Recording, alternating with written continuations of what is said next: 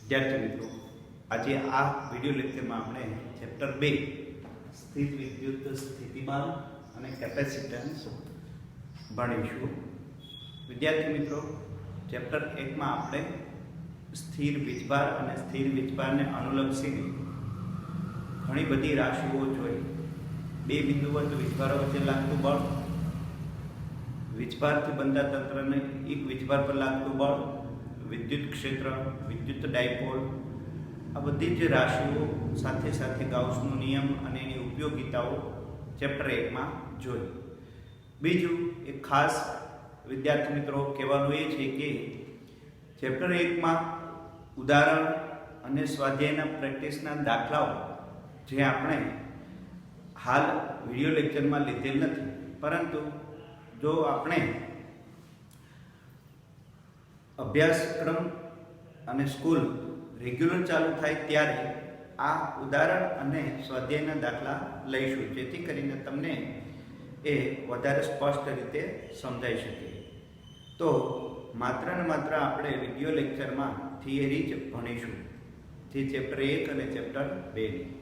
तो चेप्टर 2 में आपणे पहली थियरी ए रीतनी छे के विद्युत स्थितिमान एटले शुं।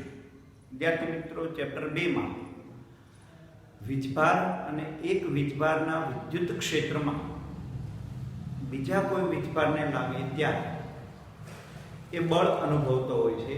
ए बळ बे प्रकारना होय छे, आकर्षी बळ अने अपाकर्षी बळ। विद्यार्थी मित्रों, जो आ बळनी असर नीचे कोई बीजा वीजभारने आपणे लावવો होय तो स्वाभाविक से एमना उपर कार्य करवुं पड़े। तो आ कार्यनी गणतरी अने आ कार्यने कई रीते समीकरण स्वरूपे लखी शकाय ते आजे आपणे जोईशुं। तो पहलो प्रश्न आपणो ए छे के स्थित विद्युत स्थितिमान एटले शुं। स्थित विद्युत स्थितिमान एटले शुं? तो पहलो प्रश्न आपणो आ रीतनो छे, विद्युत स्थितिमान एटले शुं? विद्यार्थी मित्रों, आकृति अहींया दर्शावेली छे। एमां आकृतिमां एक स्थिर बिंदुवत वीजभार Q प्रस्थापित छे। आगळना चेप्टर में आपणे भणी गया के बिंदुवत स्थिर वीजभार होय तो एमनी आसपास विद्युत क्षेत्र प्रवर्ते। तो अहींया आकृतिमां एक स्थिर बिंदुवत वीजभार Q અને આ વિસ્તાર વડે એની આસપાસના વિસ્તારમાં મળતું વિદ્યુત ક્ષેત્ર કેન્દ્રથી દૂર જતી દિશામાં હોય છે। એટલે કે આ બિંદુવત વીજભારનું વિદ્યુત ક્ષેત્ર આ રીતે પ્રવર્તતું હોય છે। વિદ્યાર્થી મિત્રો, આપણને એ પણ ખ્યાલ છે આ વિદ્યુત ક્ષેત્ર એ અંતરનું વિધેય હોવાથી જેમ જેમ દૂર જઈએ તેમ તેમ વિદ્યુત ક્ષેત્રની તીવ્રતા ઘટતી જશે। સાથે સાથે અહીંયા આપણે એવું પણ કહેલું કે ધારો કે આ સ્થિર બિંદુવત વીજભાર ના વિદ્યુત ક્ષેત્રમાં કોઈ એક બિંદુવત વીજભાર એકમ ધન વીજભાર Q એ r અંતરે મૂકીએ તો આપેલ વીજભાર વડે એકમ ધન વીજભાર પર બળ લાગશે અને આ બળ એ આપણને ખ્યાલ છે વિદ્યુત ક્ષેત્રની દિશામાં બળ લાગશે।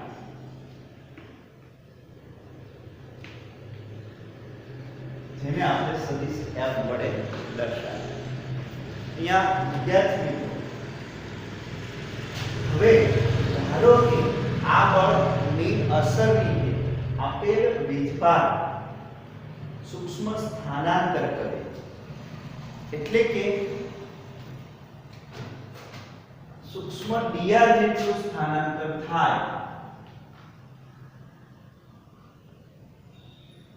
તો સ્વાભાવિક છે આપેલ વીજભાર વડે આપેલ વીજભાર પર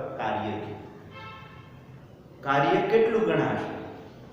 તો કે કાર્ય તો કે F ગુણ્યા dr। આપણને ખ્યાલ છે બળ ગુણ્યા સ્થાનાંતર એટલે કાર્ય। અહીંયા ધારો કે આકૃતિમાં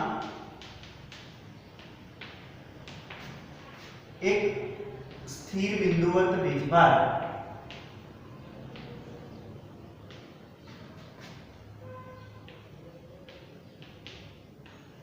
Q મૂકેલ છે અને આ વીજભાર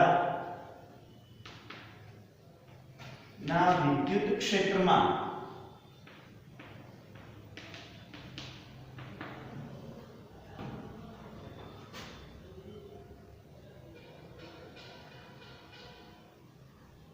એક પરીક્ષણ વીજભાર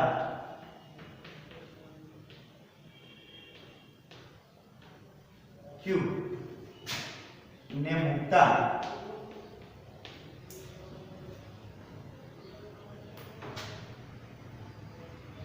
બળ લાગે.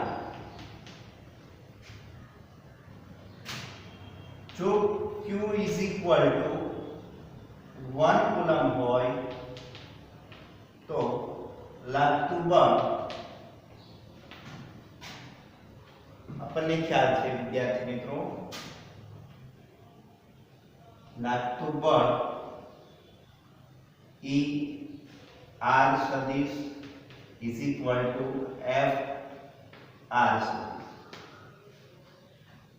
આપણને આગળ ઉપર ચેપ્ટરમાં ખ્યાલ છે વિદ્યુત ક્ષેત્ર એટલે F upon R બળ F upon Q એકમ વીજભાર દીઠ લાગતું બળ એટલે આપણે વિદ્યુત ક્ષેત્ર કહીએ. જો વિદ્યુત વીજભારનું મૂલ્ય 1 એકમ લઈએ તો આપણને E બરાબર F મળે. એટલે કે એકમ ધન વીજભાર હોય તો લાગતું બળ જે તે બિંદુએ વિદ્યુત ક્ષેત્રની તીવ્રતા જેટલું હોય. હવે ધારો કે આ વીજભાર સૂક્ષ્મ સ્થાનાંતર dr જેટલું કરે ત્યારે થતું કાર્ય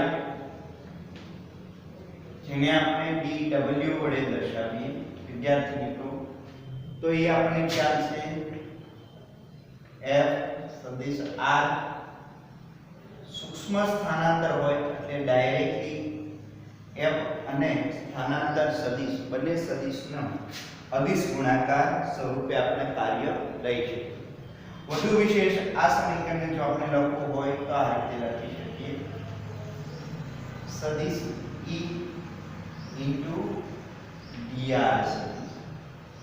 તો વીજભાર સૂક્ષ્મ સ્થાનાંતર કરે ત્યારે આપેલ વીજભાર વડે આપેલ વીજભાર પર થતું કાર્ય આ રીતે આપણને મળે. અહીંયા વિદ્યાર્થી મિત્રો, જો આપણે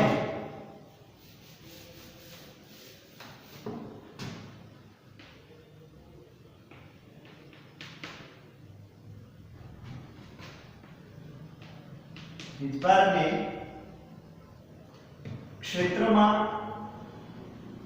એ બિંદુથી ધારો કે આપણે બી બિંદુ સુધી લઈ જવો છે,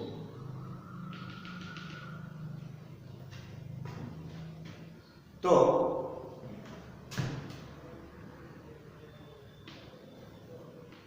એથી બી સુધી લઈ જતા કરવું પડતું કાર્ય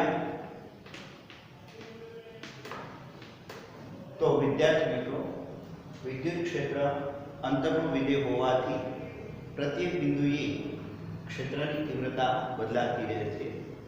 તો એના માટે જો આપણે વીજભારને A થી B સુધી લઈ જવો હોય તો આપેલ સમીકરણનું સંકલન લેવું પડે. એટલે કુલ કાર્ય આપણને આ રીતનું મળે. કુલ કાર્ય W is equal to A થી B સદિશ E ડોટ dr સદિશ. તો વિદ્યુત ક્ષેત્રમાં એકમ ધન વીજભારની આપેલા A બિંદુથી આપેલા B બિંદુ સુધી લઈ જવા માટે આપેલ વીજભાર વડે આપેલ વીજભાર પર થતું કાર્ય આ રીતે ગણતરી કરી શકાય. અહીંયા ખાસ અગત્યની બાબત એ છે વિદ્યાર્થી મિત્રો કે કુલ કાર્ય એટલે આપેલ વિદ્યુત ક્ષેત્રનું માર્ગનું રેખા સંકલન, આપેલ વિદ્યુત ક્ષેત્રનું માર્ગનું રેખા સંકલન એટલે કે વિદ્યુત ક્ષેત્રનું રેખા સંકલન એ ડાયરેક્ટલી આપણને કાર્ય આપે. અહીંયા વિરુદ્ધ બાબત જો આપણે વિચારીએ વિદ્યાર્થી મિત્રો તો હવે એ જ બાબત આપણે ઉલટી વિચારીએ. ધારો કે વીજભાર B બિંદુ પાસે છે અને એ વીજભારને આપણે A બિંદુ સુધી લાવવું છે તો સ્વાભાવિક છે બળ A થી B દિશામાં લાગશે. આપણે વીજભારને B થી A દિશામાં લાવવું છે તો બળ વિરુદ્ધ આપણે કાર્ય કરવું પડશે. તો અહીંયા વિદ્યાર્થી મિત્રો હવે ધારો કે વીજભારને B થી A સુધી લાવવો હોય તો આપેલા બળ વિરુદ્ધ આપણે કાર્ય કરવું પડે. કોઈ પણ બિંદુ પાસે ત્યારે એ વીજભારને વિદ્યુત ક્ષેત્રમાં ઓછી તીવ્રતાથી વધુ તીવ્રતા તરફ ધન વીજભારને તમારે લાવવો હોય તો ક્ષેત્ર વિરુદ્ધ કાર્ય કરવું પડે.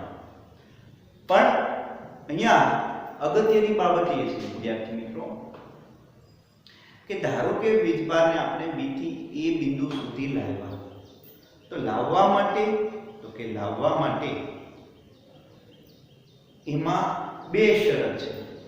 એક આપેલ વીજભારની નજીક લાવો તો આપેલ વીજભાર વડે આપેલા બિંદુવત વીજભાર પર કોઈ અસર થવી જોઈએ નહીં. એટલે કે આ વીજભારને નજીક લાવો તો આ વીજભાર દૂર થઈ જાય તો એ થવું જોઈએ નહીં. બીજું એ કે આપેલા વીજભારને તમે B થી A તરફ લાવો છો ત્યારે એમાં કાર્ય કરતી વખતે કોઈ પરિણામી બળ લાગવું ના જોઈએ. એટલે કે પરિણામી બળ શૂન્ય લાગવું જોઈએ. પરિણામી બળ શૂન્ય તો એનો મતલબ એવો અહીંયા વિદ્યાર્થી મિત્રો કે જેટલું વિદ્યુત બળ લાગે છે એટલું ને એટલું બાહ્ય બળ લગાડવાનું રહેશે જેથી કરીને પરિણામી બળ શૂન્ય હોય. એટલે આપેલી વીજભારને B થી A સુધી અચળ વેગ સાથે લાવવાનું રહેશે. એટલે અચળ વેગ સાથે લાવીએ તો એમાં પ્રવેગ ના ઉત્પન્ન થાય અને પરિણામી બળ શૂન્ય ગણાય. એટલે કે તમે જેટલું કાર્ય કરો છો એ આગળ ઉપર ઉર્જામાં સંગ્રહ પામે. તો અહીંયા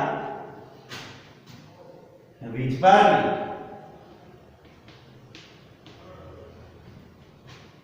જો આપણે B થી A સુધી લાવવું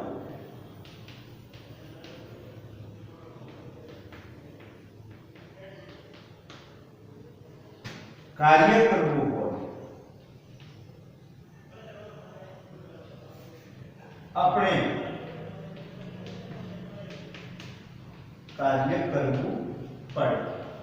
અને જે કાર્ય અહીંયા આપણે A થી B લખીએ વિદ્યાર્થી મિત્રો તો અહીંયા આપણે B થી A લખીએ integration B A E dot dr સદિશ માઇનસ. અહીંયા દરેક વિદ્યાર્થીને ખ્યાલ છે કે ઋણ નિશાની એ કરવું પડતું કાર્ય વિરુદ્ધ કાર્ય કરવું પડતું વિરુદ્ધ કાર્ય. આ થિયરી સેમ આપણે ગુરુત્વાકર્ષણ ચેપ્ટરમાં ગુરુત્વાકર્ષિત તીવ્રતામાં જોઈ. અહીંયા ખાસ અગત્યની બાબત એ છે કે આગળ ઉપરના ચેપ્ટરમાં આપણે ગુરુત્વ સ્થિતિમાન જોયું હતું 11મા ધોરણમાં. અહીંયા આપણે જોવાનું છે વિદ્યુત સ્થિતિમાન. ત્યાં ગુરુત્વાકર્ષી ક્ષેત્ર હતું, અહીંયા વિદ્યુત ક્ષેત્ર છે, માટે આપણે વિદ્યુત સ્થિતિમાન જોઈશું.